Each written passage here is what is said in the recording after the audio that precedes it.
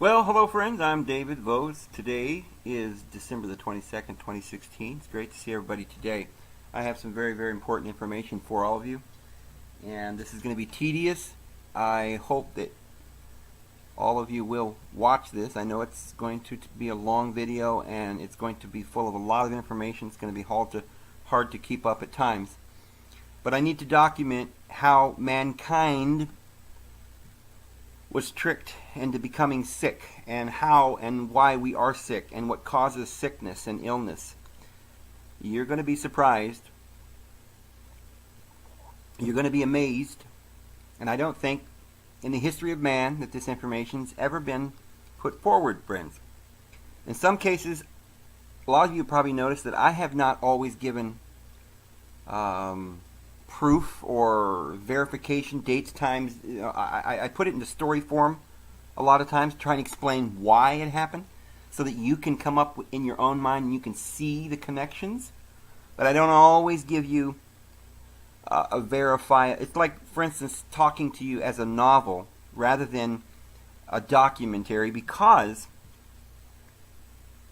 if I were to give you flat proof for what I'm about to tell you, I would be dead within a few hours. This is information that they don't want you to know. And as long as I'm telling you in a storybook format, then you're just a bunch of crackpots, and I'm just a crackpot, and everybody's fine, and we all get to live. But if I were to turn into a scientist and go into my little laboratory and produce, something tangible and start to sell it or write a book on it, give dates, times, and events, I'd be dead within a very short time. Because you see, this is the great deception. They don't want to open your eyes. They don't want you to be awake. You're allowed to wake up if you get there on your own, and you're intelligent enough to put this together. And I'm going to try and help you guys to put all of this together. We've been talking about the Bible, what it really means, the Sumerian tablets, what really happened in our history, why we're here, what's really going on, how they put the wool over our eyes, what religion is, what this entire cosmology that they've been teaching us really is, with heaven and hell and the earth, where it came from. It's astrology. And, who this pitchfork-carrying, fire-breathing devil is.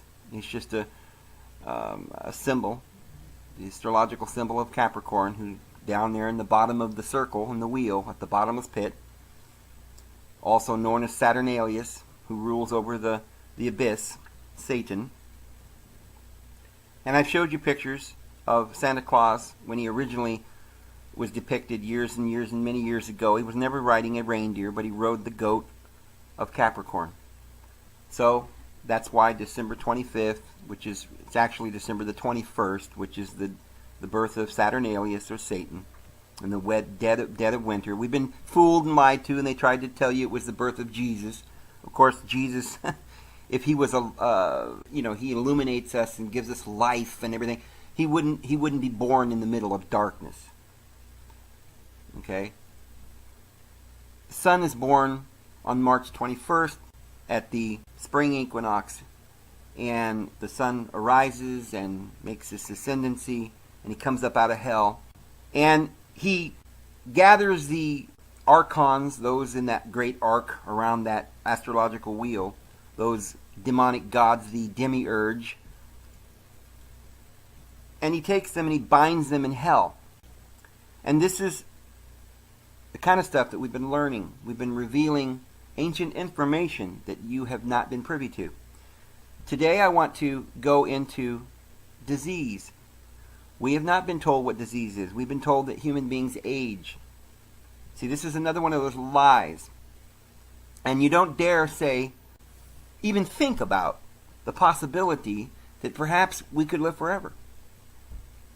Everybody gets old and dies, Dave. Everybody dies. It's in the Bible. Well, Jesus said, whoever believeth in me will never die. And now, I know I'm going to have a lot of people say, oh, Dave, that's not what he was talking about. Okay, let's just put that on hold for a minute. But I just want to postulate this point that there's a lot of lies. We live in a world where, at the very least, we're dying like flies, and that's not this world's not meant to be a place of evil and suffering and war. And remember, we don't have to have wars. And wars create death, and death creates flies and maggots. And that creates disease, friends. We know this stuff. We know that disease follows. Every time you go back into history and you see a great war, right after that you're going to see the outbreak of disease. Right? Thousands of bodies piled up and people murdered and dying on the streets, and those dead bodies laying out there, and then people get sick, and then we get these diseases go through. And we're going to explain what disease is and how you can prevent it. As a society, human beings, we can prevent all these evil things by getting rid of war and death. And by going back to the existence that we were supposed to have, a natural and calm existence of living and following after our own heart. We are the king. We are the heirs to this throne called earth. We've been made slaves to an arbitrary system, a wicked devil who Jesus called a liar and a deceiver from the beginning, who only wants to make you a slave, and who curses mankind and throws him out of the garden and says, "Cursed be the ground on your account." Curse you, curse you, curse you, Jehovah says over and over again. How dare you ask for bread? I will send serpents down there and have you all die as serpents. Well, friends, I'm sorry, but serpents live in the darkness, and my Father in heaven is light, and there is no darkness in union with him. And he doesn't send serpents down and bite us. And that's what our Lord Jesus said. He said, "What kind of a God do you worship, Jews? Your God is the devil." He spoke to the Pharisees and the Sadducees, to the Sanhedrin. He didn't speak to some apostate group of Jews who had fallen away. He was speaking to the Jewish nation. Just as Paul told Christians, don't become Judaizers. You want to be a Jew? That's insane. It's about slavery. Have you not read the law? Right? Jerusalem, which is enslaved, and her children. But we are free, and our mother is that woman from heaven who is a free woman, and we're her children. And we're not under this bondage of this, forked-tongued, pitchfork-wielding, fire-breathing dragon called Jehovah, who was angry, all the time angry, and took pleasure in our death, and said that he would give us disease. If you didn't keep his laws, he proclaimed that he would give you disease. I want you to understand, friends, that a lot of us today think that disease is inevitable. Well, let me ask you, friends, what is disease? I mean, really think about it. What is it? Name one. Oh, Dave, there's all kinds of diseases. There's cancer, heart disease, there's diabetes, there's Alzheimer's, there's cirrhosis of the liver, you got smallpox, you got measles, you got mumps, Ebola. Now they got Ebola, right? And flus and all of these things. All right. So that's basically it. And I'm going to show you where all those diseases came from.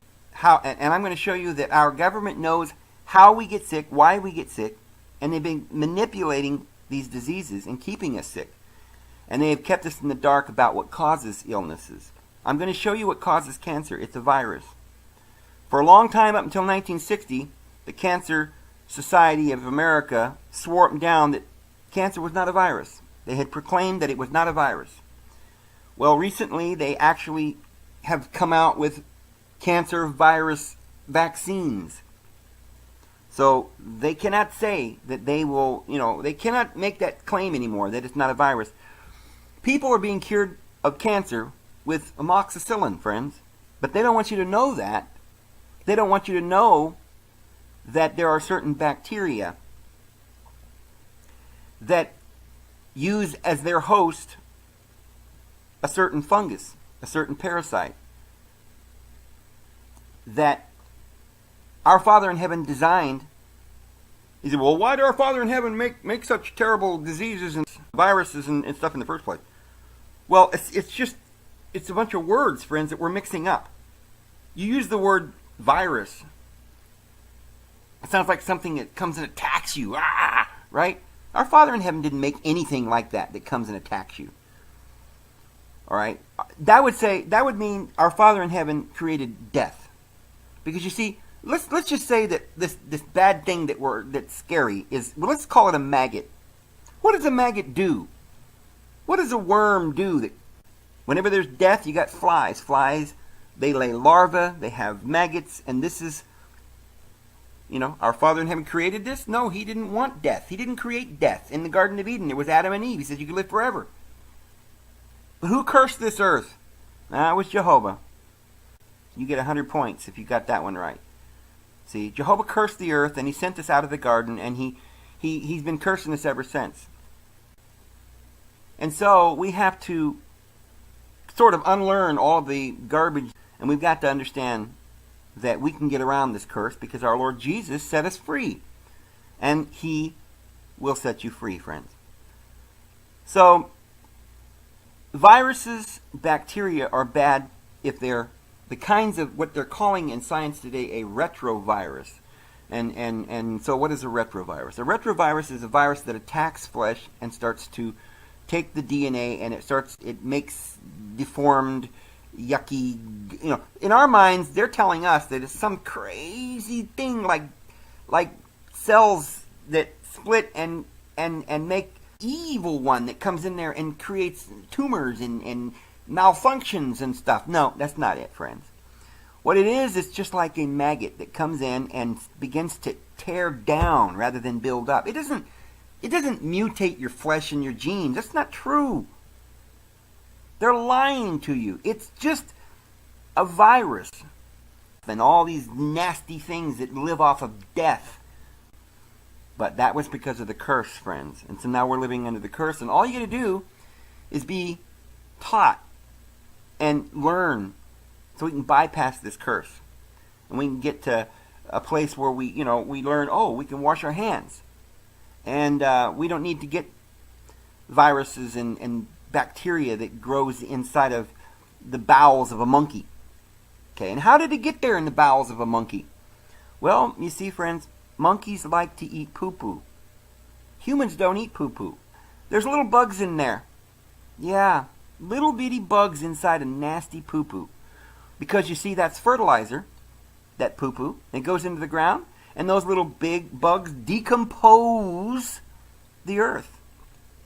There's different things that our Father in heaven created for good reasons. And if a body lies dead on the ground, there are little bugs that get in there and they start decomposing the body. Decomposition, really. Dying, death, that's cancer. And it comes in the form of bacteria, such as E. coli. Yeah, that's in your bowels, see, where it belongs. And it never gets into any other part of your body. And it's the type of bacteria that if you have bacteria that belongs in your body, then everything's fine. But if you go out and eat a monkey that's a nasty animal, or a pig, or a dog, or some kind of a nasty animal that eats poop, you ever seen your dog go around eating poop? That's what they do. And they also eat rotten dead flesh, and they get these little parasites and these bacteria inside of them. And this is what causes the deterioration and the rotting of flesh and the decomposition. And it's a natural process. But friends, if you don't eat meat, you're not going to get that in you. You wash your hands before you touch a dead carcass, or after you touch a dead carcass, and you don't put your hand in your mouth and suck down those nasty little parasites, then you're not going to get those parasites. See? Think about this, friends. The lowly flu, what is it really called? It's called the swine flu. There's another one called the bird flu, because they come from birds and swine. Now, why would this flu be both in the swine and in the bird? Because you see, both the bird and the swine like to eat bugs and poop. Poop and bugs, they love it. Pigs will waller around in the poop. Oh, they love it. They're nasty. Birds, mostly aquatic birds along the ocean, that will fly up there and they'll see a little bug on the ground and they'll swoop down and grab that bug. And that little bug is the host of a smaller parasite. And therefore the bird gets the bug, and then some other animals eat the bird. Or, this is how it goes. And so people in Africa, as long as they don't eat the monkeys, as long as they don't eat the bats, they won't get these diseases. But in times of famine, they have been known to do so. And after a famine, there's been known to be disease. Well, this went on for generations and thousands of years. And they were taught to have wars. A dead body would lay on the ground, and then, some people have these terrible rituals where they got to, hold the dead body and kiss it and stuff, and they can get it that way. These are things that we don't do and we shouldn't be doing. A dead body should be put in a grave and, wash your hands. But there is just a lot of stuff that we need to understand. This is why we have disease. So, now, diet's a part of it. If you eat sugar without the fiber, in other words, not a whole food, but you go and you extract the sugar and you process it with some crazy process, and you just got these little crystalline sugars, and you put that straight into your body. It's just like a drug, right? And that will feed infection of any kind. And friends, if you feed the infection we call candidus, which is caused from yeast, which people put in their bread, and that's all people eat, right? In all countries and nations and tribes and tongues, people have been, taught to eat this nasty bread that's got this yeast in it. And then they drink a lot of alcohol, which is, of course, fermented grapes. There's yeast on grapes. And so we drink a lot of alcohol. Mankind has, been eating bread and wine for a long, long time, which is the precursor to basically feeding the host that will infect your body and ruin your immune system and make your body weak enough so that these viruses can take over and kill you and start multiplying cancerous lesions in your lower intestine, and it goes into your liver and your kidneys. If you have, if your lower intestine has too much of this bacterial growth, E. coli or pylori, for a long time they said, well, you can get an ulcer that way. Well, yeah, but you can get more than an ulcer. An ulcer is just the beginning of cancer. And it spreads, and you get lesions in your small intestine, you get leaky gut, you begin to get tired. The ammonia that it causes can get up into your kidneys. It can infect your kidneys. You can die that way. It takes time. Your body harbors these viruses. It doesn't kill you overnight. But this is what causes death, the eating of death. It's all one big part of the same whole. Famine, death, war, and uncleanness and disgusting habits is what kills people. You say, well, Dave, fruit has bugs on it, and there's parasites in bugs and plants and stuff, but they're different kinds of parasites. It's a different kind of fungus. It's a different kind of bacteria. You have to have some kind of bacteria in your stomach. Acidophilus and that bacterial stuff that grows on fruit is necessary for your health. This is why when people cook their food, especially when they overcook it, they destroy not only the vitamins and nutrients, but they destroy the bacteria and the enzymes that are necessary, and certain phytochemicals. And all of these things are destroyed when you overcook your food. So, part of the reason why we get sick is because we're eating bacteria that is bad, that is a retrovirus, that is a retrobacteria, that damages, and it's a parasitic thing, and it kills. And we eat on it, and we eat on it, and we eat on it, and then we turn around and we eat this fungus called bread and feed the fungus with a thing we call sugar that's in all of our foods. Any carbohydrate, even the wheat that we're eating, has the carbohydrate that the yeast works upon. So the bread by itself becomes a host in your body for every nasty bacterial infection known to man, if you don't have the parasite itself. See, the pig goes out and eats the parasite. He eats the bug and he gets the parasite, and then we eat the pig and then we get a big dose of it. You're not going to get these bad bacteria. If you eat fruits and you eat raw milk and eggs and these natural foods, then you're going to get the proper probiotics that your body needs to build an immune system.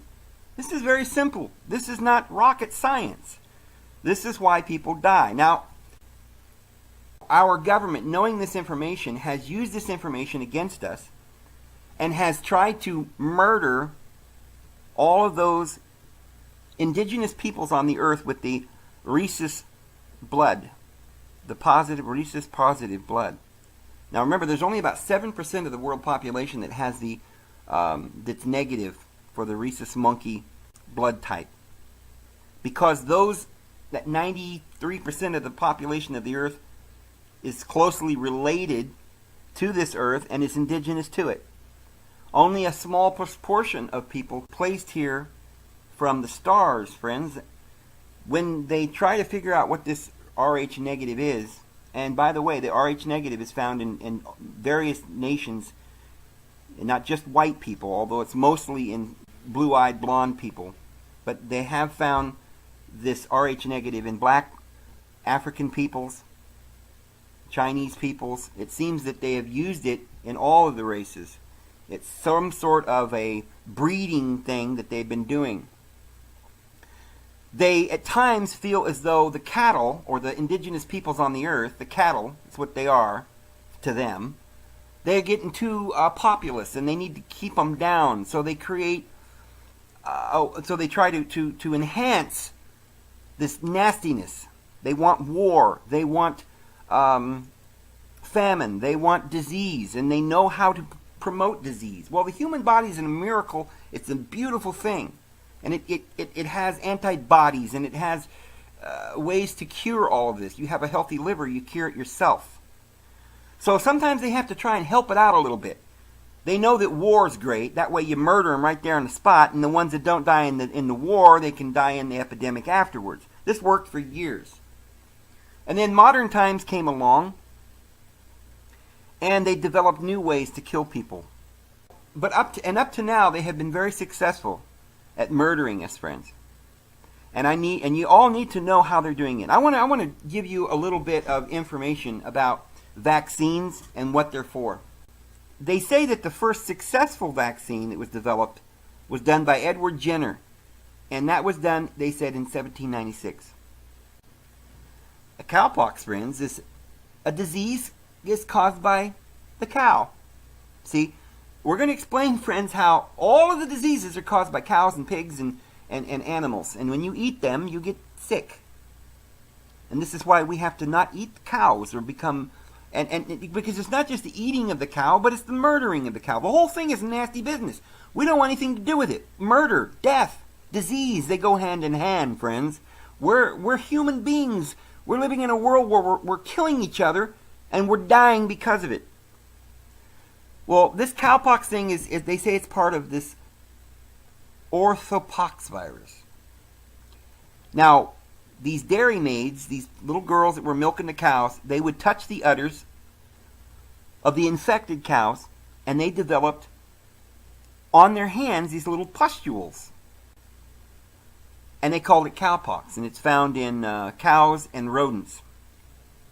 It's more of a mild form of what we call smallpox. That's something to keep in mind here as we go forward, because I'm going to show you evidence. I'm not going to, probably wouldn't be able to prove all of this to you. I don't think I'd even have time if I had the dates, the times, and the tape recordings and people's, confessions. And look, I'm not going to be able to prove all of this to you that way. And so any of you who watches this video, if you don't want to believe it, you're more than welcome to not believe it. And this is not, I'm not making this video to prove anything, because like I said, I'd be dead within days if I could prove this, because they wouldn't want me to do that. But I'm going to give you the general information. You can look some of this up, because all of what I'm going to tell you is true. That's just my testimony to you. Whether or not you believe it is your own choice. This, you know, strange thing, you might think, well, where did disease come from? I mean, who got the first disease? Did they have measles back in 1700? No. We invented it, friends. See, I'm going to show you a gradual what they did to invent disease. For instance, polio is something that was mild and not a problem originally. They mutated it, and I'm going to explain how they did this. And in their 50s, they gave 100 million vaccines to people and created the epidemic we call polio, friends. And I'm going to get to that, but that's just a little taste of what we're going to get to. And then, in order to, this is what they did to the world. They put this out. The world thinking that they were going to be inoculated, we're going to show, was actually introduced into the world in epidemic form by our elite cattle herders. And we're the cattle. They've been doing this. I'm going to show the evidence that they've been slowly doing this since the 1500s, 1400s, way back when.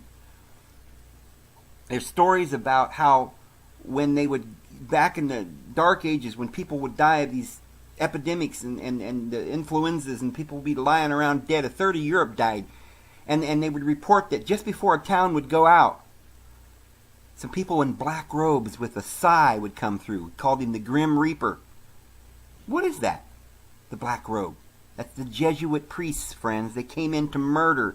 It's not unrelated to the Inquisition. You see?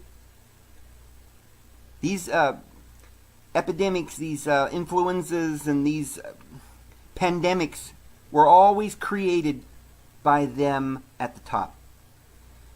So let's go through and kind of follow this, because you see, originally they called it cowpox, and it's just a little kind of contagious a little bit, no big deal. So this is where we get the word vaccination. It was coined by Jenner in 1796, Edward Jenner. It's derived from the Latin root vaccinus, and it means from the cow. That's what it means.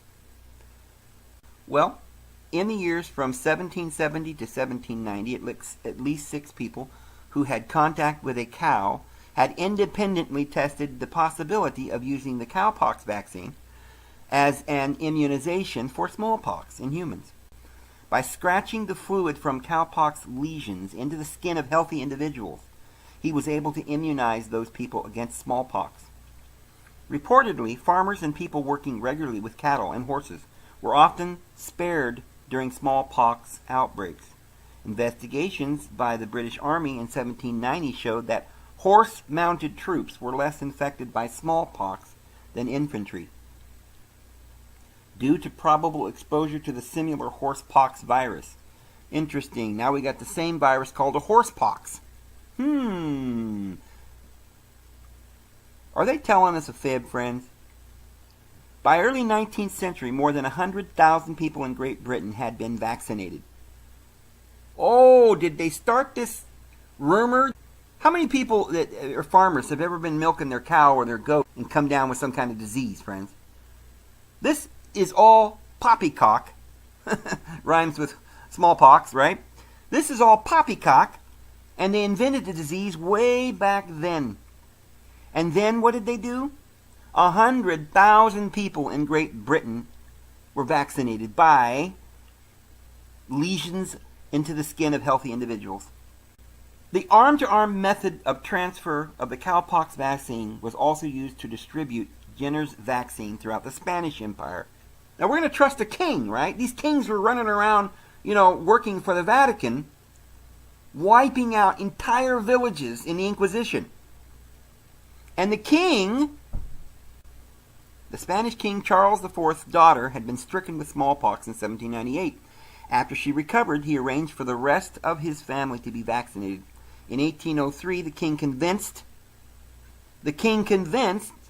of the benefits of the vaccine, ordered his personal physician, Francis Xavier de Balmas, to deliver to the Spanish dominions in North and South America to maintain the vaccine in an available state during the voyage. The physician recruited 22 young boys who had never had cowpox or smallpox before, aged 3 to 9 years old, from the orphanages of Spain. During the trip across the Atlantic, de Balmas vaccinated the orphans in a living chain.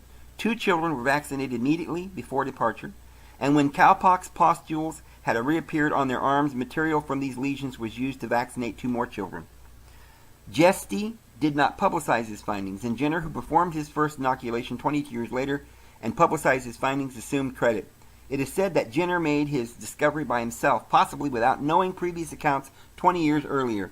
Although Gesti may have been the first to discover it, Jenner made vaccination widely accessible and has therefore been credited for its invention. Friends, you see, they both had the same vaccine, that both spread it, and they both supposedly took credit for this. They both simultaneously invented it, right? One taking it across to South America. See, they like to take it to the indigenous peoples, friends, to wipe them off of the face of the earth, because they were getting ready. This is in the year of 1791. They were getting ready to come over there in South America, and they wanted to populate that area. They needed those people to die. So, naturally, they brought the vaccine over there. Naturally occurring cases of cowpox were not common. They weren't common, but we need to vaccinate them anyway, huh? But it was discovered that the vaccine could be carried in humans and reproduce and disseminated human to human. Jenner's original vaccination used lymph for the cowpox pustule on a milkmaid, and subsequent arm-to-arm vaccinations applied the same principle. As this transfer of human fluids came with its own set of complications, a safer manner of producing the vaccine was first introduced into Italy. Now, what are they trying to produce this vaccine for, even when it wasn't working? Even when people were having complications, and if they're admitting there were complications, what we're really saying is that they were murdering people. But they use the death of people to come up with an excuse that, oh, there's an epidemic, so now we got to make a better one. So the first reference to smallpox inoculation was made by the Chinese. But the smallpox does not appear to have been widespread in China until the reign of Long Qing Emperor 1567 to 1572 during the Ming Dynasty. In China, powdered smallpox scabs were blown up the noses of the healthy. The patients would then develop a mild case of the disease, and from then on were immune to it. Now wait a minute. Did you just hear what I said? It was not widespread in China. They didn't have a problem with it. But somebody down there in China, before we did anything in Europe, right? Now remember, we're talking about 1560 in China. They didn't have science and technology. They didn't know what they were doing. Somebody was doing this to them. The indigenous peoples, they were being used, tested.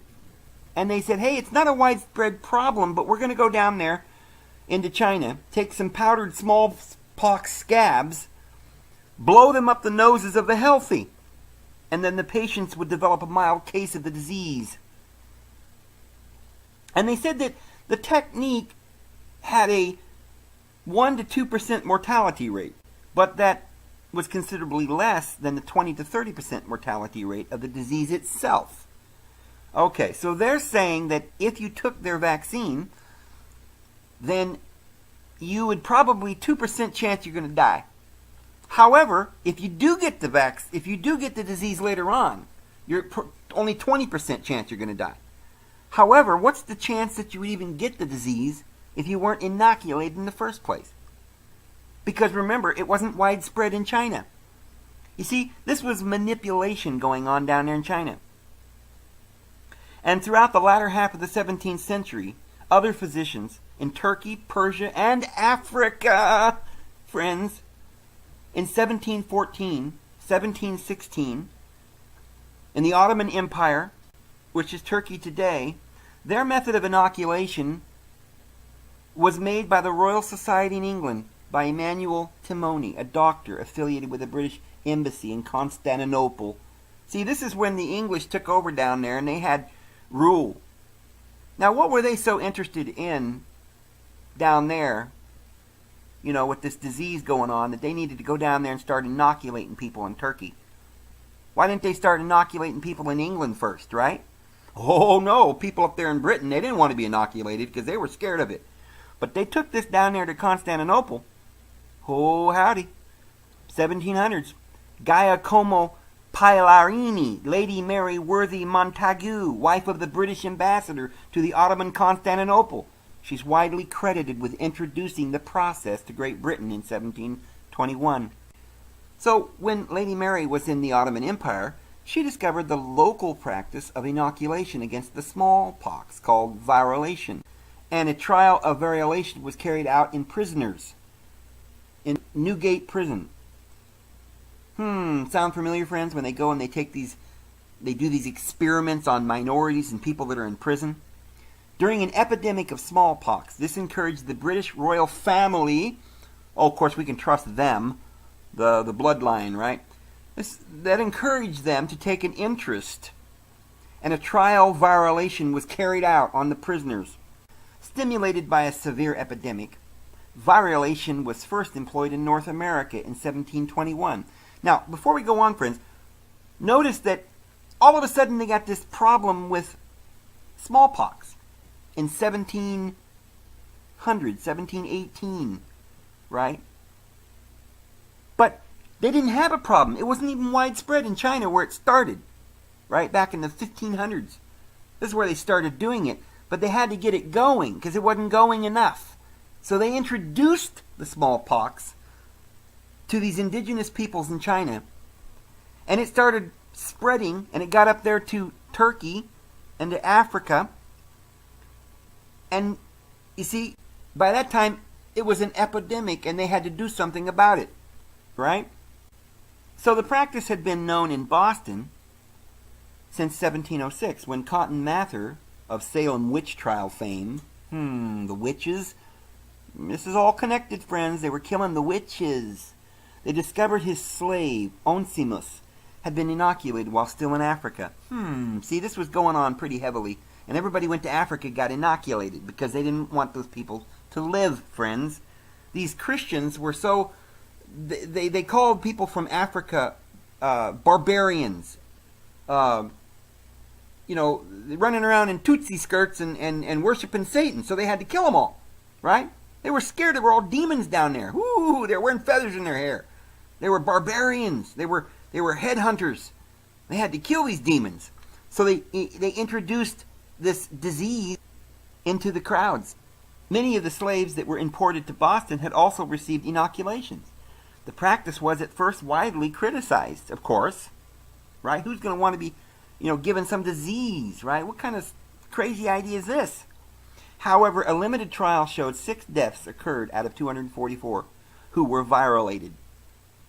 2.5% died anyway. That's what they're saying. 14% died of natural disease. And the process was widely adopted throughout the colonies. Now, think about this, friends.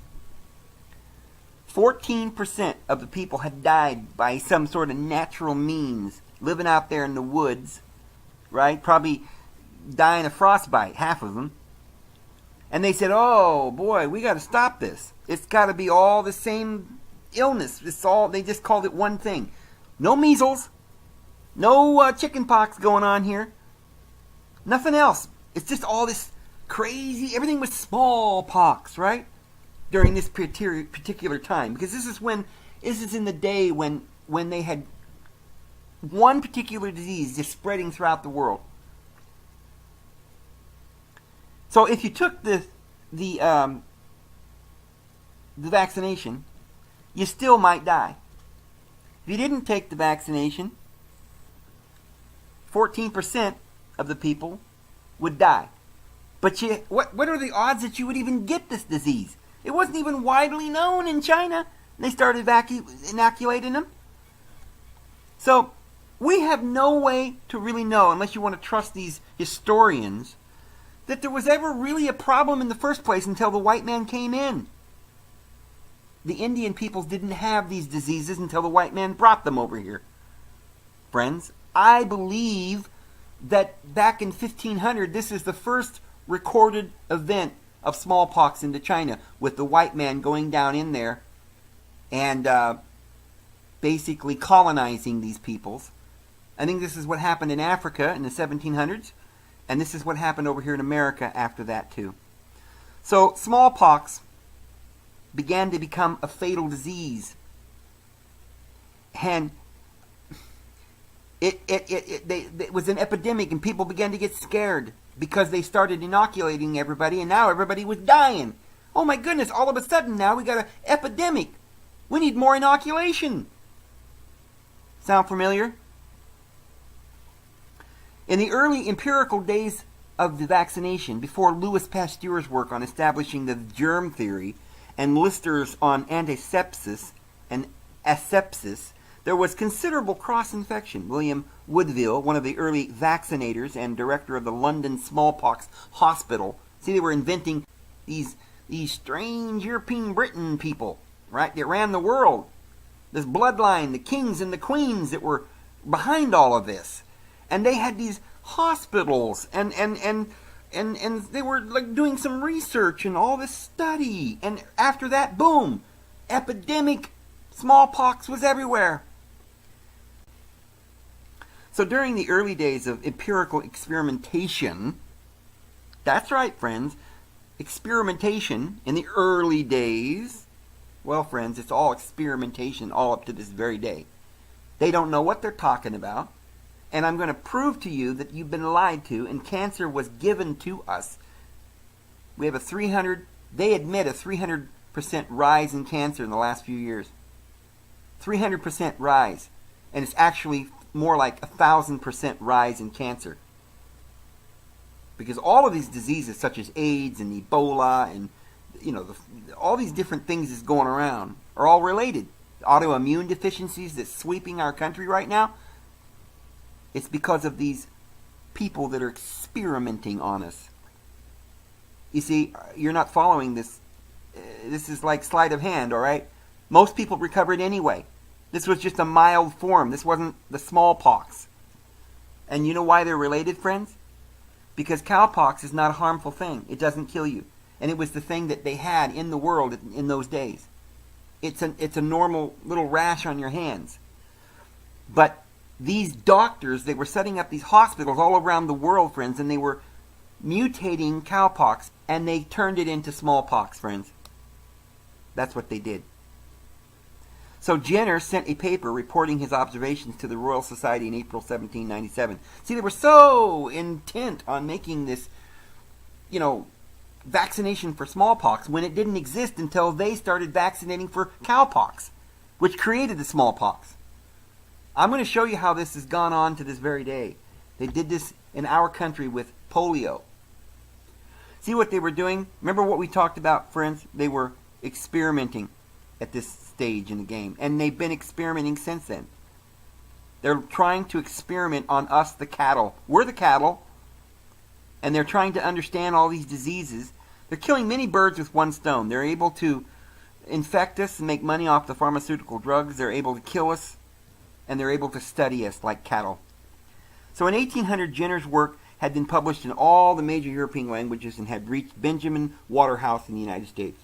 An indication of rapid spread and deep interest, the indoctrination of the vaccine to the New World took place in Trinity, Newfoundland, 1798, by Dr. John Clinch, boyhood friend and medical colleague of Jenner.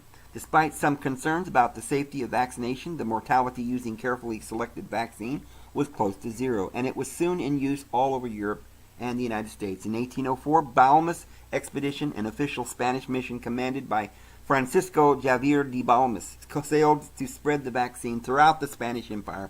So they're going to spread this all over the Spanish Empire now. First to the Canary Islands and then to the Spanish Central America islands. Now think about this, friends. Isn't this kind of crazy? This is, in modern times, we see the richest man in the world, Bill Gates, right? He's completely obsessed with vaccines, right? And he's trying to get all these people, inoculated in Africa and South America. And of course, we've known for a long time that it's been proven that they purposely gave them disease. rather than inoculated them. They gave them Ebola and started the Ebola epidemic in Africa. This was done by, Bill Gates. This is what they're interested in. This is what their experiments are. See, they took this experiment to the Spanish-controlled places in Central America and the Canary Islands, right? Nah, I can kill those people. They're not worth anything. They're indigenous brown peoples. We can go and kill them. We'll experiment on them. They didn't do a mass inoculation in amongst Europeans. No, this was being carried out in places like China and Africa, friends, and South America, and Manila in the Philippines, and on to Canton, and Macao, and the Chinese coast, and Manila. And then they returned to Spain in 1806. So there you go. Well, a lot of you are probably thinking, all right, Dave, but you're just talking about smallpox. All right, so maybe all you've said to us is that maybe it wasn't widespread, and it was just cowpox. It was a mild form. And with all this experimentation, it developed into this terrible infectious disease that was killing everybody. Epidemic. So what? That doesn't prove anything. People died of cancer back in the day and all these other diseases. I'm sure they did, right? No, friends, they didn't. You can go back and read people who lived in those days. Aristotle. He didn't mention cancer. He never mentioned any of these diseases, any of them. Right? People, I'm sure, died, but most people died of,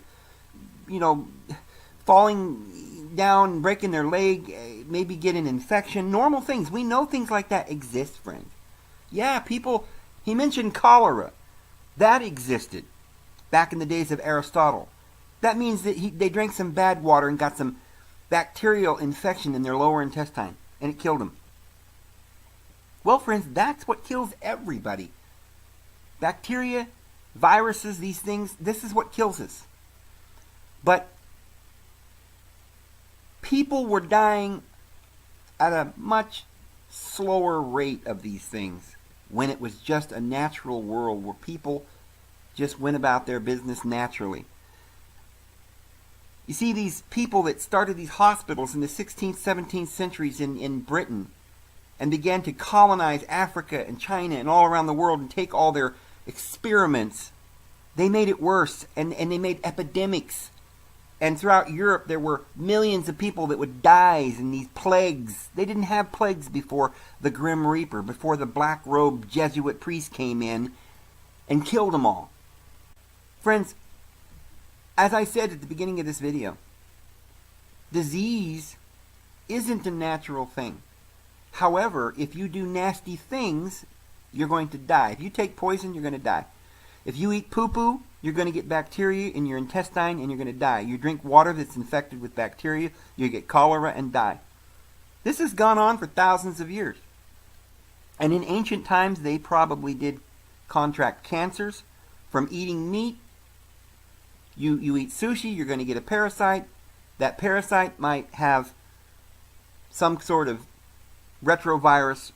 And I'm going to show you, friends, that all of these viruses and all of these things are related. The measles, the mumps, and all of this stuff are mutated versions of the original viruses that are naturally in bugs that the monkeys eat. And these doctors went down there and mutated all this stuff and started inoculating everybody and killing everybody, starting with polio in the 1950s in this country. And that's where they inoculated us and they gave us all cancer. They actually took the rhesus monkey, they took the liver of the rhesus monkey, chopped it all up. There was a virus that's in these rhesus monkeys that they grew that is basically the cancer virus. And it actually didn't kill people fast enough, so they took it and they put it under they put it into under radiation to mutate it so that it would be more aggressive. And then they made 200 million vaccines of this cancer and spread it around the United States, friends. And recently they've been doing this with the N1H1 virus thing. That's some terrible disease that they're giving us all right now. Don't take it, friends. And prior to that, they started inoculating people with measles and mumps and all these other diseases which basically people never got before they started getting inoculated. They never got them. And I know a lot of people say, oh, that's not true, Dave. Just like I just gave you evidence that people, the smallpox epidemic thing used to just be cowpox. And it wasn't spreading, and it wasn't very bad or acute, and there was not that much of a problem in China when they originally went down in there and started spreading the vaccination. See, it wasn't spreading enough, so they invented a worse, more deadly version of it. But all of these measles and mumps are related to the Ebola virus, and they are taken from the chimpanzee. Because at the time that they made the polio vaccine, they made it from a rhesus monkey. It's an Asian monkey. But then they took a chimpanzee from Africa and developed another virus that we call today AIDS, and they began to spread that amongst the indigenous peoples of the world. And the AIDS virus then was manipulated and changed recently into these modern immune deficiency diseases that's spreading throughout our world that young people are getting now. These diseases did not exist in the days of Aristotle, my friends.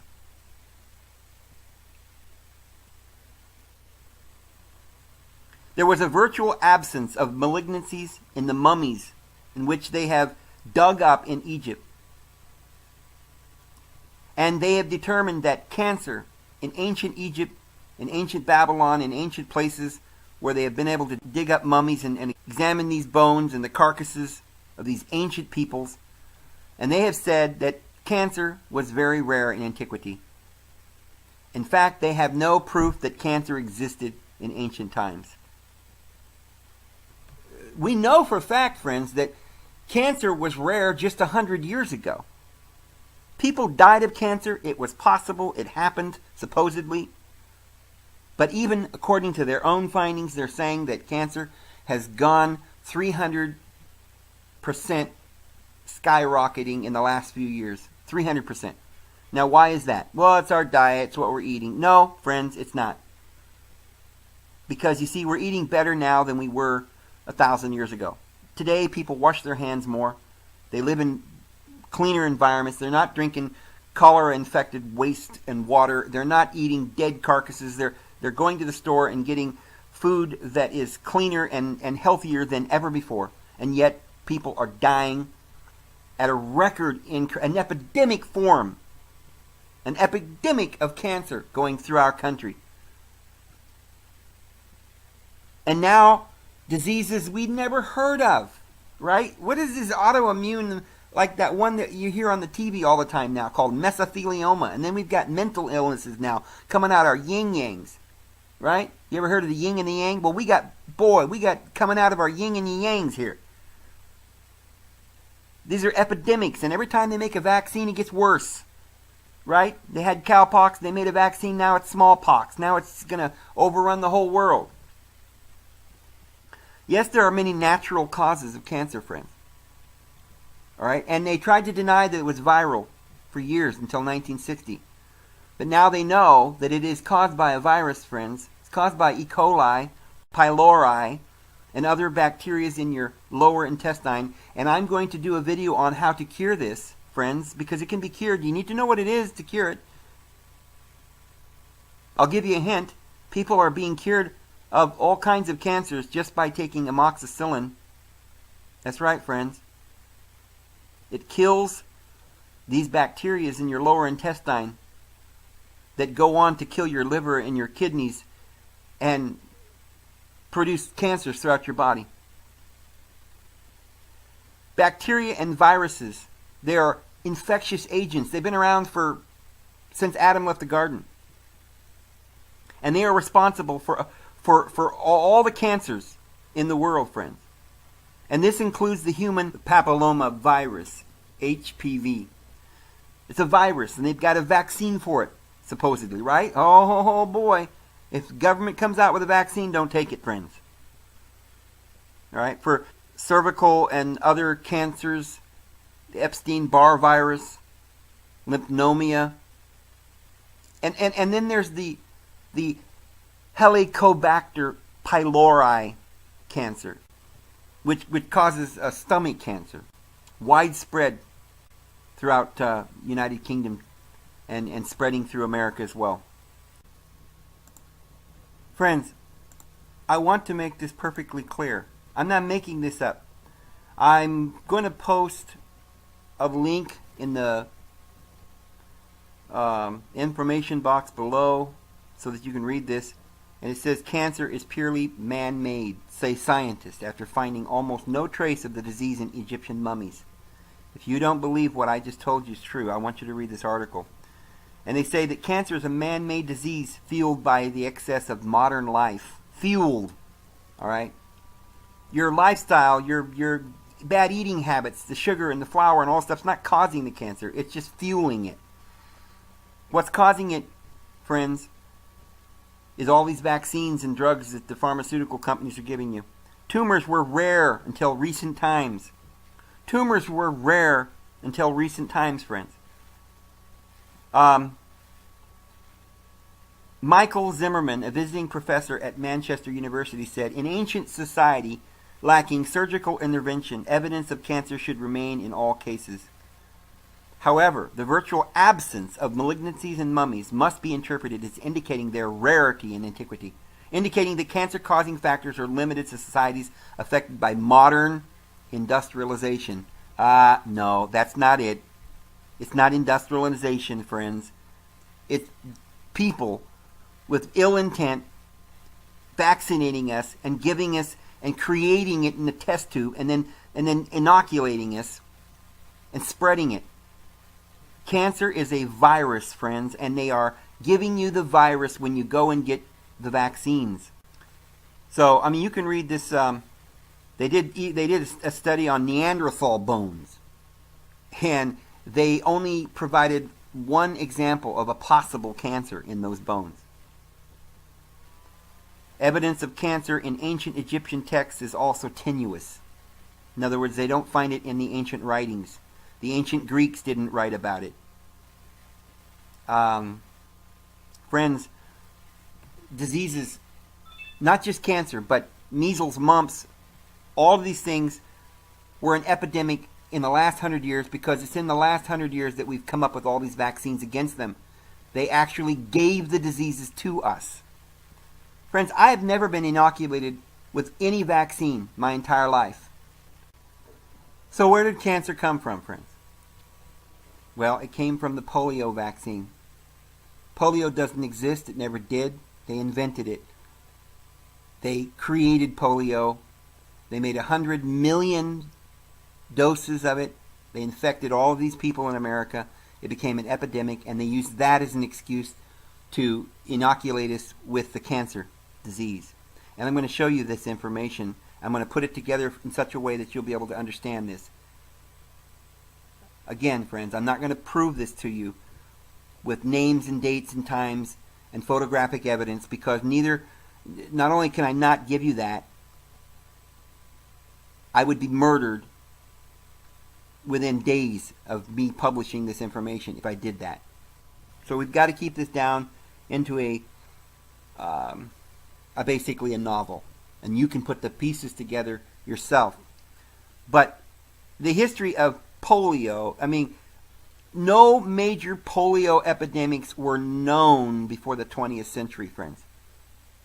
I'm going to read out of the Wikipedia history of polio. Poliomyelitis. And it says major polio epidemics were unknown before the 20th century. When major epidemics began to occur in Europe. All right. They're saying that it existed, but it became an epidemic in the 1900s. That's when they began to do the experimenting, friends, and the vaccines.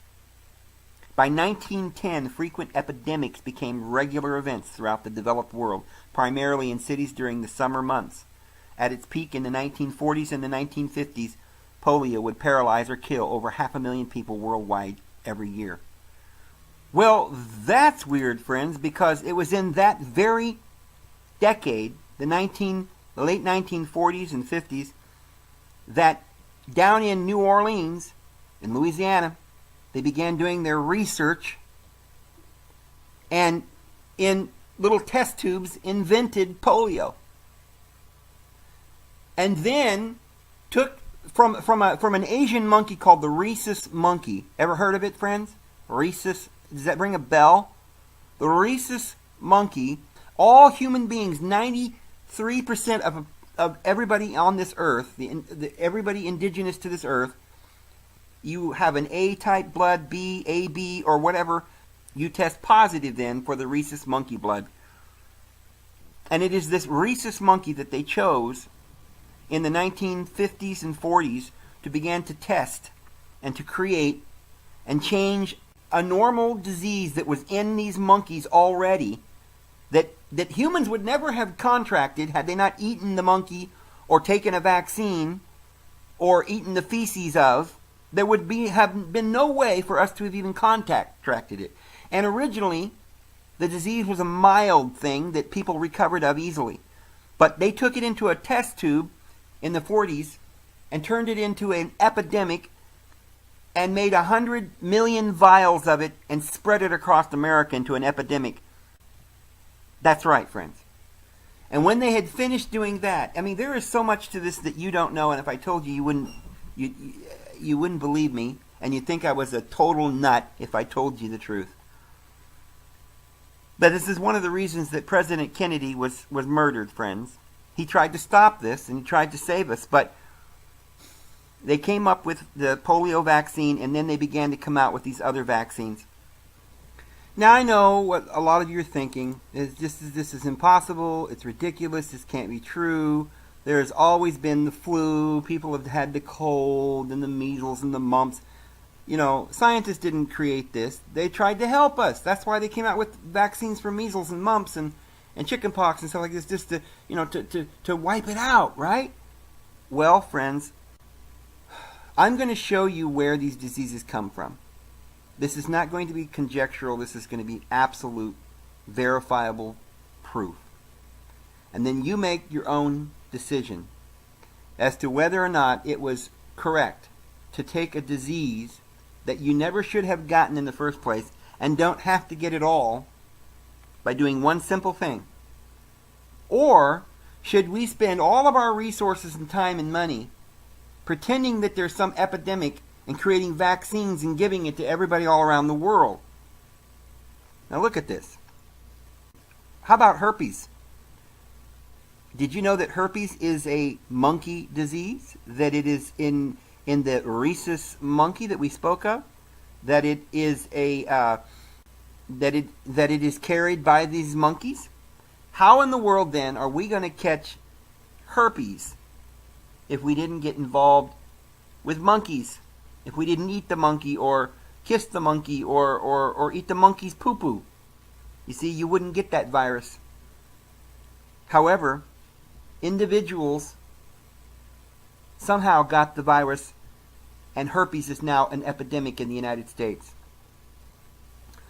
The avian influenza, it's called the bird flu, and that is a disease which is caused by birds. It occurs naturally among wild aquatic birds. It can infect the poultry and other birds, but it's on rare occasions that this bird flu infects people. However, if you eat the bird or the animal that you're eating ate the bird, you can get avian influenza. You can get a disease from an animal biting you, such as rabies. All right? Again, it's an animal. Then there is brucellosis. It's a bacterial infection that affects goats and livestock, sheep and cows, deer, elk, bison. Some of these diseases have long names, so forgive me. Campylobacteriosis. This bacteria is found in the feces of infected animals and in food products contaminated with that bacteria. So raw or undercooked chicken is one of the most common ways that you can eat this or get this particular disease. There's the cat scratch disease. It's a severe bacterial disease in cats and kittens. And so the only way you can get it is from a cat. E. coli is a bacteria that lives in the gut of animals. And it lives in the gut of people. And it can be, you can get that from feces. And you need to be careful that you don't eat animals that eat poop. Also, Giardia is tiny parasites that infects the intestines of people and many types of animals. You keep clean, you live correct, and you don't eat poop, you wash your hands, you're not going to get this. The hantavirus pulmonary syndrome. It's a respiratory disease. It's caused by inhaling dust that has been contaminated with deer and mice droppings, urine, or saliva. So you get a flu-like symptom, and then it gets worse. And it's basically comes from rodents and stuff. So you need to make sure that when you live in a home that you don't have mice in your home overrunning your home and rodents and bugs. Humans need to live in a clean environment. Histoplasmosis, a disease caused by fungus, and it's found in bat or bird droppings, primarily in the Midwestern states. So bats and birds and things like that should not be in our homes. And if we come into contact with dead bats or dead birds, you need to wash your hands. Leptospirosis is a bacterial disease that infects humans and a wide range of animals. It infects humans, friends, because we interact with this nastiness. You see, it affects animals because they're nasty. Wild and domestic animals alike, cattle, pigs, dogs, raccoons, rodents, they all carry this bacteria, and it passes on in their urine and their saliva and different things. You've got to be clean, friends. Listeriosis. It's a rare but serious disease. By eating or drinking foods contaminated with the bacteria, you can get it in cattle, goats. It's all the animals that have this disease. You need to stay away from infected, diseased animals. If you have animals and they're not diseased, you don't have a lot to worry about, friends. Most of these animals that have these bad things are people or animals in the wild that are starving or whatever, and they're eating feces and stuff. Lymphocytic choriomeningitis. It's a virus in a common house mouse. Pets and rodents are infected with it. And here's another one, friends. And this is saddens my heart because I know someone very, very dear to me that has this, and it almost killed him. I know another person that almost had to have their leg amputated. This is a very serious disease that's going and spreading throughout this country. It's almost, it's like something like AIDS, you know, but nobody's talking about it really. They're not really talking about it, but this is really bad. MRSA, Staphylococcus. It's methicillin resistant. That's MRSA. It's a type of bacteria, and it's resistant to a lot of different antibiotics, friends. And it's a widespread pandemic. People are getting it because they're sharing needles. They're going to their local guy down the street, give him a tattoo, right, and use the same needle. He doesn't wash it properly. It's a staph infection. But it started in animals. It's a pet disease. That was the origin of MRSA. That is what MRSA is. It can be transferred from person to person, from animal to person, animal to animal. The plague. It's a serious infection of humans caused by bacteria. It's a bacteria that we find in rodents and fleas.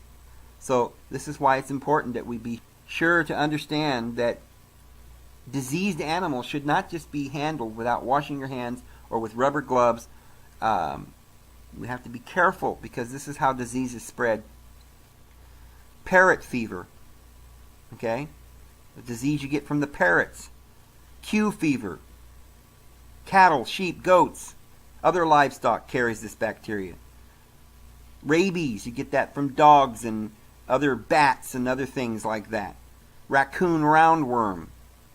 It's an intestinal roundworm found in raccoons, and people can get that. Rat bite fever, ringworm, roundworm, rules, and salmonella. It's a bacteria that you find in feces again, friends. And these are the kinds of things that people are dying of when they're getting cancer. It's found in their lower intestine. They get salmonella and E. coli and pylori. These are the main culprits that can cause all kinds of problems in your body. There's toxoplasmosis, a parasite from cats. Tularemia, it's a bacterial disease found in wild animals like rodents and squirrels and rabbits and hares and beavers and other kinds of animals. There's valley fever, coccidioidomycosis. There's the West Nile virus, friends. The West Nile virus is spread by the mosquito that picks up the virus after feeding on infected wild birds. People, horses, and certain types of birds are most often affected by the virus. And this can be a deadly disease. There's the Zika virus, which is spread to people through mosquito bites. And I have determined that a lot of this modern Zika virus going through is also being done by human experimentation. They're taking these mosquitoes and they're actually somehow mutating the disease and putting it in the mosquitoes and sending them out. And this is being done down in Florida, I've heard. We could go on and on and on and on and on, friends, with all of these diseases. But none of these diseases were ever mentioned by ancient historians in ancient papyri or any of their books. There's always been disease. People have always gotten cholera, for instance. Bacteria always existed, and people always got parasites, and people died at times. But never these huge epidemics that we're having now that's being placed upon us by scientists that are creating these and mutating these diseases that we get naturally with bacteria that we know how to stay away from if we learn the proper procedure to live, to be healthy. But that's becoming harder and harder because the doctors, the scientists now are putting these things in test tubes and making them viral, making them epidemic. So we have to distinguish between disease, normal, natural outbreaks of disease that can possibly kill us, and but we can avoid because of knowledge, washing our hands, not being infected with bacteria, learning how to eat foods that will build our immunity because we're eating foods that have the proper enzymes and probiotics within the food.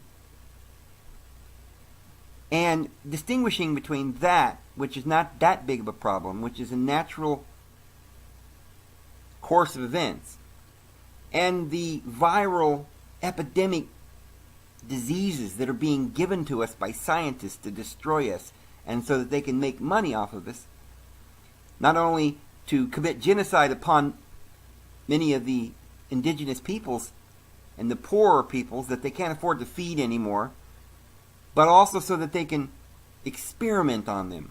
And these are diseases like cancer, diseases that are a lot of these new autoimmune deficiency diseases, diabetes, AIDS, and Ebola. They're trying to come up with something really, really, really crazy to make us, number one, believe that we have no choice. We need to go to them. They'll save us. They'll provide us with the vaccine. And they never really do, but it's just always them making money off of us, requiring us to get insurance, or there's always some catch, but it's complete control is what they want. Total control. If the whole continent is under some fear of some, it's ISIS or Ebola or something, then we're going to trust them. And we obey them, and we're in total fear. And we get down on our knees and we worship the man in the white suit, right? That doctor. Just like we go over there to the church and we worship that guy in the black robe, right? the guy behind the desk at the courthouse, or the guy behind the pulpit.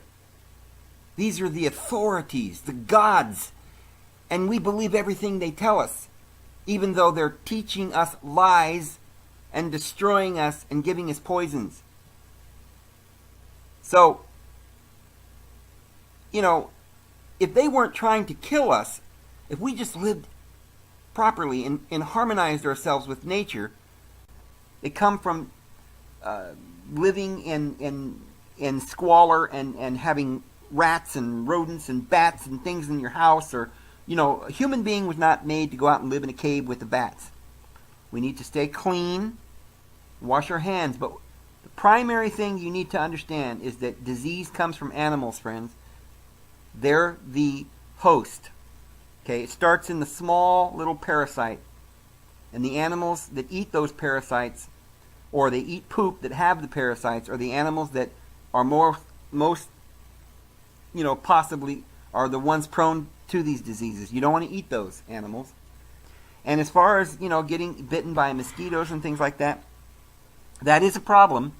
And you can't always be certain that you're not going to be in an area where you can get bit by a tick or a mosquito. But in those cases, you just need to be aware that if you're in an area where it's a nasty area where there's a lot of feces and bad, nasty things going on, I don't believe that if you are out in an area where natural environment, where the water runs clean and the air is good, that the ticks and the fleas are going to be infested. Ticks and fleas get infested when the animals in the area, friends, are infested. And the animals in the area that are infested are usually infested because human beings go in and start building huge cities and putting waste in the sewers and all of these nasty things. We've got open sewers in some countries in India, which is causing a lot of this disease. I've said many times in many of my videos that we need to find a place in the country and get some acreage where it's quiet, where it's peaceful, and the water runs pure. You need to get out of the cities, friends. It will kill you one way or the other, even if it's just emotionally. It's going to drain you and take your life and all your joy. So human beings that live in the United States, that live in the open countries and mountains and fresh air and stuff, they're not going to get these diseases. Sure, there have been cases of people who have had these diseases in the West, but those are cases of certain areas like an Indian reservation where the Indian population there are very poor and they're living in substandard conditions, and they've got mice running through their cupboards and so forth. But it's always all disease, friends. That's what I'm trying to tell you. You don't have to worry about disease if you're healthy and clean and you follow certain procedures. And as far as getting cancer and stuff like that, remember, after all, no matter what they do, these viruses are just that. Mutated as they might be, when they create these cancers in these test tubes and they inject us, I know a lot of you are probably thinking, oh my goodness, I've had vaccines. What if I've got cancer from the vaccine? Well, you might have. You probably do. They have given, if you've gotten the vaccine, or, one way or the other, they have tried to infect us all. If they infected through a vaccine a whole bunch of people, and those people went out and transmitted it sexually, and now pretty much everybody in the United States has it. If you've got the herpes virus, that's cancer, friends. If you've got bacteria growing in your lower intestine, once you hit your 50s, that's already going into your liver and your kidneys, creating all kinds of problems. You say, but what about, eating right, Dave? Isn't that matter? Or is it just because we got a vaccine we're going to get cancer? Don't we get cancer from eating bad foods? Not necessarily, friends.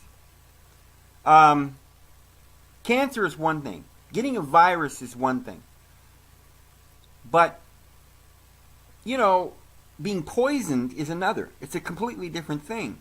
If you eat sugar, the reason that's going to be bad for your cancer is because the sugar feeds infection. And you're infected with bacteria that lives in a host, and it could be a fungus or a yeast, probably is candidus.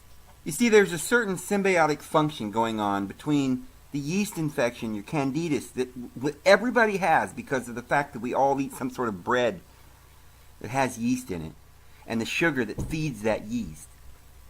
And this is a symbiotic cooperation between that and these other bacteria that they're introducing to us. Whether it's E. coli that's in the meat that you eat, or salmonella, or these other, pylori, or all these other bacterial infections. And of course, the crazy mutated ones that they're giving us in these vaccines. But if you have a good immune system, with the proper probiotics, with the proper flora going on in your intestinal tract and in your lower intestine, you're not going to get sick. You're not going to get cancer. So, it's a combination of the fact that you have bad bacteria that's building inside your lower intestine and in your liver and in your kidneys. And it's causing all kinds of havoc and causing cancer to grow in your body. But there are other problems going on. You're also eating sugar, which is feeding candidus.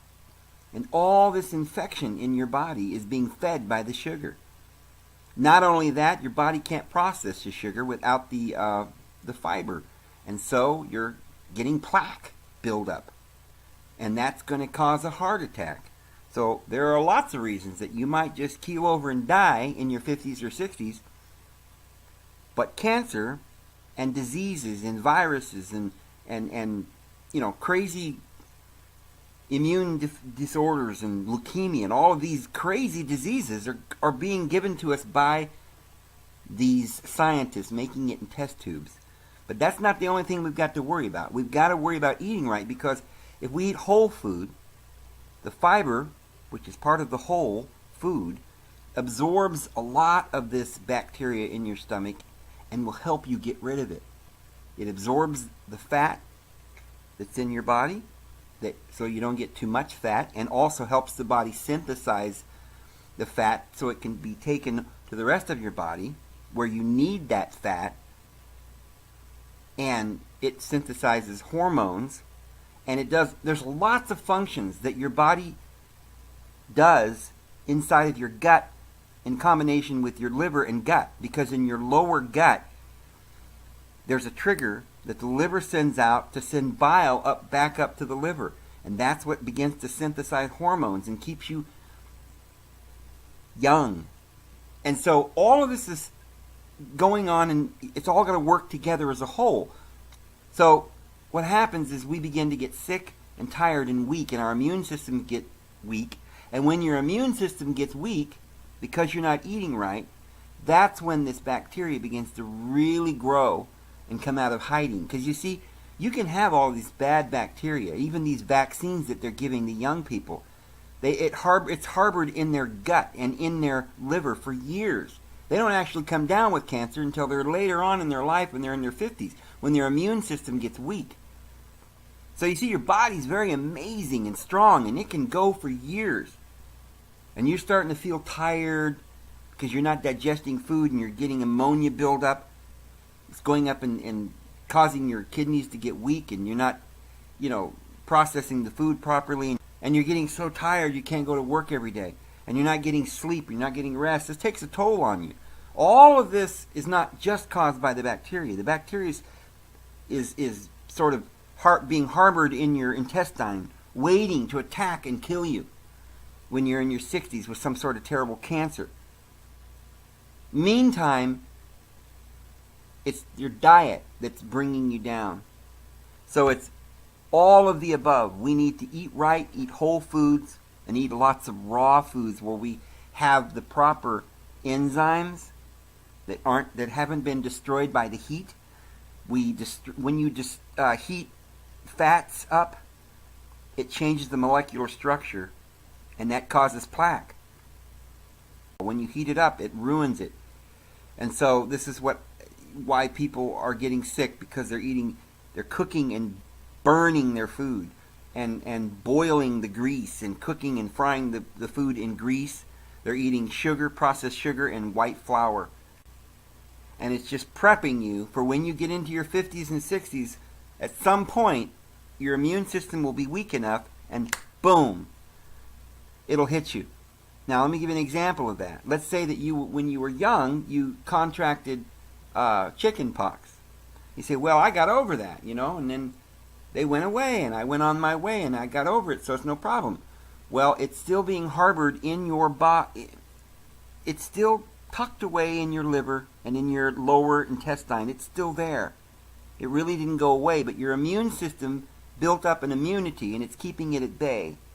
But when you get to be in your 60s, or at that point when your immune system gets weak, boom, it comes back.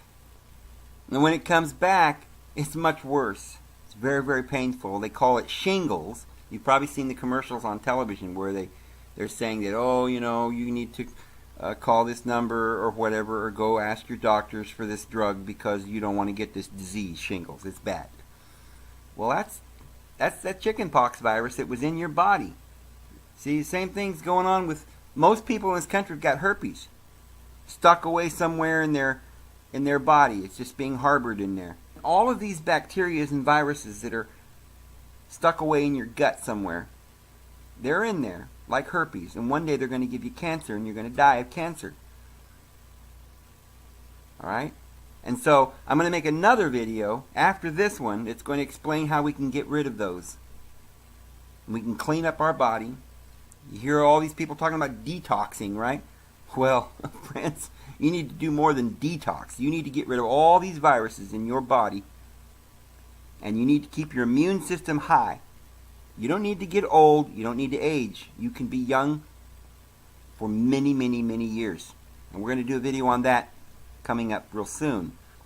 But you see, the government, after they took this Asian monkey, the rhesus monkey, and developed cancer, they started off by making 100 million doses of polio. They gave everybody polio, and then they're like, oh, it's a panic, everybody's got polio. And so then they said, okay, we're going to cure it with a vaccine. And so then they made 200 million doses of another vaccine that they said was for polio, but was just giving people cancer. That's right, friends. Cancer was given to us by the government. It is a virus they gave to us that they got from the rhesus monkey. See? And they've been doing this with other things. They've got all kinds of things up their sleeve. And so this is all, I wish I had time on this video to explain. I think it'd be one really amazing video to explain what happened with Lee Harvey Oswald. Do you guys realize that Lee Harvey Oswald was the bodyguard of the woman who invented cancer so that they could put it in a vaccine and destroy us? They told this woman named Mary that she was going to be saving the world because it was a vaccine to cure polio. Then they come up with another idea, and they took some chimpanzees that were from Africa. Now, I'm not sure why they took chimpanzees this time, but they did focus all of their energies with this on people from Africa. So it may have something to do with that. But they took these chimpanzees and they mutated the disease that the chimpanzees already had into a disease that we call AIDS. And then later on, they mutated that into what today is going around as these autoimmune deficiencies. Now, there's a whole bunch of more stuff that they've done, but they've literally infected millions and millions and millions and millions and hundreds of millions of people all around the world with these vaccines. And recently they've done it with the Ebola. There's a patent on Ebola. Most of you know this. Just as there's a patent on any number of these viruses, because all of these viruses were created in a test tube. These things did not exist prior to our 20th century, friend. They were all invented. They're making money off of us, and they're destroying us. and they're keeping us under their thumb. They've got control of us, and they can cause a panic anytime they want. And this new H1N1 virus that they're warning everybody about, it's going to be some pandemic that never really materialized. I believe that vaccine had some new disease that they were introducing to us. But friends, I'm telling you, don't get these vaccines. If you eat right and you live right, you're not going to get these diseases. I'm going to save some of this for another video that we're going to do about how we can get rid of all of this out of our system and become healthy. And so I have gone like an hour and a half on this video. I really got to stop here. But friends, I'm going to go ahead and go, and this is David Vos, and we'll see you again tomorrow.